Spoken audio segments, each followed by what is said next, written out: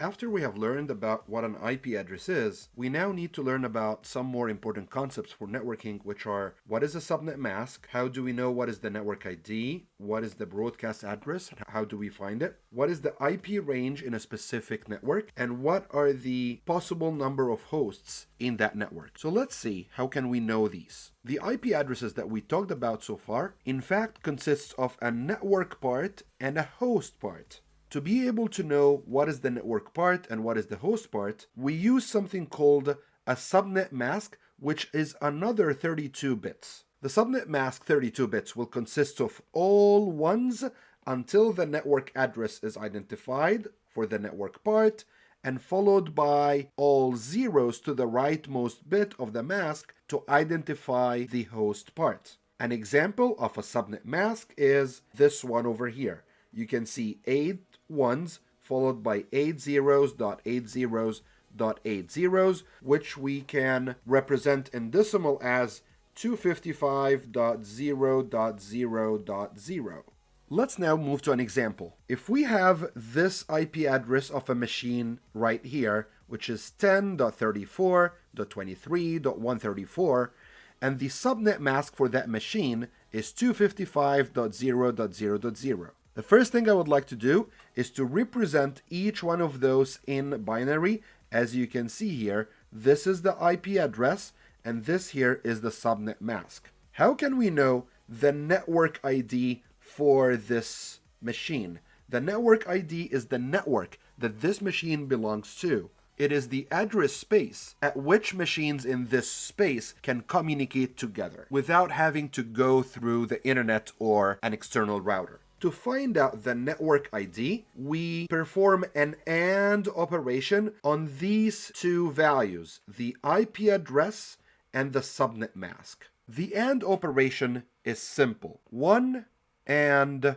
1 equals 1, and anything else is 0. To apply that in this example, 0 and 1 are going to be 0, 0 and 1 are going to be 0, 0 and 1 are going to be 0, 0 and 1 are going to be 0, 1 and 1 is going to be 1, 0 and 1 is going to be 0, 1 and 1 is going to be 1, 0 and 1 is going to be 0. And because AND requires to have ones at both sides in order to have a 1, then we know that for the remaining part of the subnet mask, this will yield all zeros because it is all zeros in the subnet mask after all ones part. So I'll continue writing these down here. Now, if we want to translate this value over here from being in binary to decimal, it will end up as 10.0.0.0. And this would be the network ID for our network. Now, let's talk about the broadcast address. The broadcast address is the last address in a network, and it's always reserved for broadcast messages. Broadcast messages are messages that a computer sends out that should be picked up by any machine on the network. And as I said, it should be the last address in any given network. So actually, calculating the broadcast address is very simple. You take the first part of the network ID, which is 00001010, and then you change all the following zeros to all ones. So this part becomes 8 ones, and then 8 ones, and then 8 ones over here,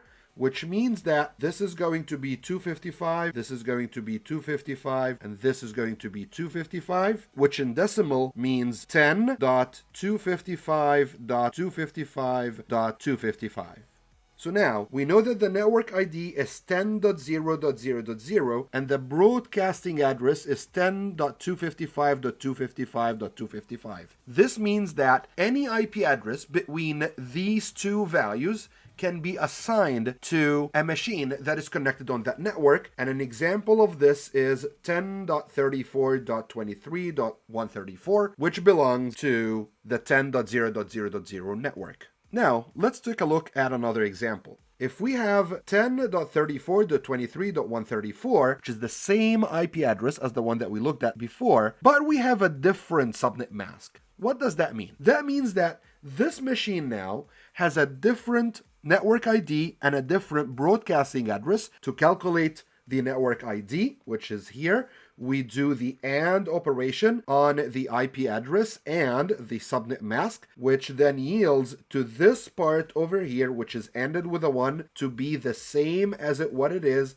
which is 10.34, and all the remaining part will stay zeros. So the network ID will become 10.34.0.0.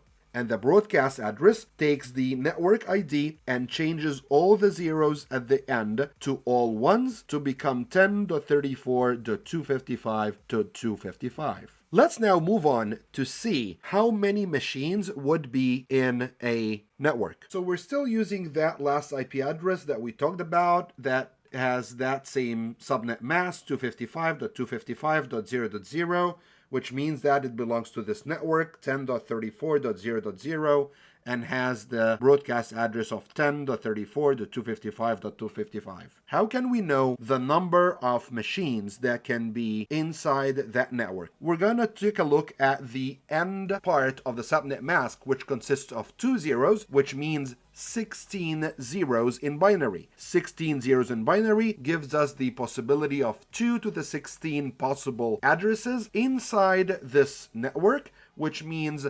65,536 possible addresses in the 10.34.0.0 network. However, because we use one of these addresses for the network ID and one of these addresses for the broadcast address, then the usable IP addresses in this network will be the number of possible values minus 2. This 2 is the network ID and the broadcast address, and this means that we can have this number of hosts in that network.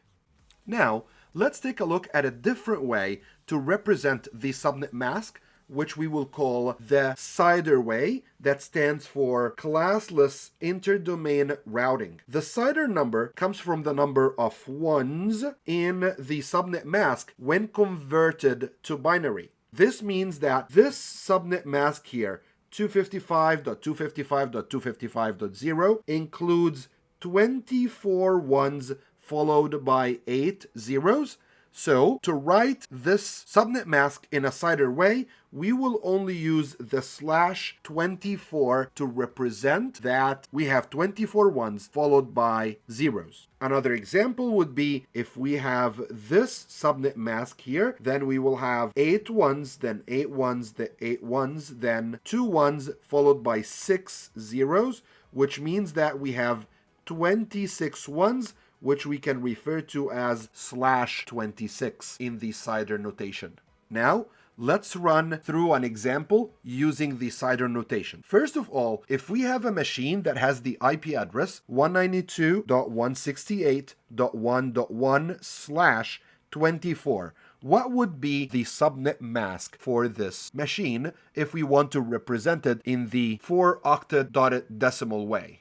24 means that we have 24 ones followed by all zeros, which is going to be 255.255.255.0. Now, what do you think would be the network ID for this machine? The network ID would be simply 192.168.1. And we don't care about what's here because we have a 0 here, so we'll put a 0 here. So the network ID will be 192.168.1.0. This is the network that this machine belongs to. Now, what would be the broadcast address? The broadcast address will take this 0 at the very end and have it be the last possible address. So it will be 192.168.1.255, as we can see here. With all these values, can we know what is the total IP range inside that network? The total IP range is the usable number of IPs, starting from the first one to the last one, that can be assigned to any machine on that network. That IP range starts immediately after the network ID, which will be 192.168.1.1, and ends immediately one IP address before the broadcast address, which is going to be 192.168.1.254. So it will be 192.168.1.1 until 254. And that means that the number of hosts in here is 256 minus 2, because these two are, again, the network ID and the broadcast address. So we can have 254 machines assigned IP addresses in this network. I know this might be a lot, but I hope that it makes sense. And now let's move to another example. If we have a machine that is assigned 10.0.0.1/16, what does this mean? First of all, let's start with calculating the subnet mask. The subnet mask is going to be 16 ones, as I am writing them up here, and then followed by 16 zeros. These 16 ones means 255.255.0.0, so the subnet mask will be 255.255.0.0 in the 4-octet dotted decimal notation, which is also /16 in the CIDR notation. Let's think about the network ID. If we have 10.0.0.1 as the machine's IP address, then it belongs to this network, which is 10.0.0.0, because these here are zeros, which represents the part for the hosts, and this part represents the part for the network ID. Now, if this is our network ID, what would be the broadcast address? The broadcast address would be the last possible address in this network. So it will be 10.0. This is the fixed part, .255.255, and here it is, 10.0.255.255. So the IP range for this network starts from 10.0.0.1 until 10.0.255.254, because we don't include the network ID or the broadcast address in the IP range, which means that we have 65,534 possible hosts, which is the total number of possible IPs minus 2. These two are the network ID and the broadcast address.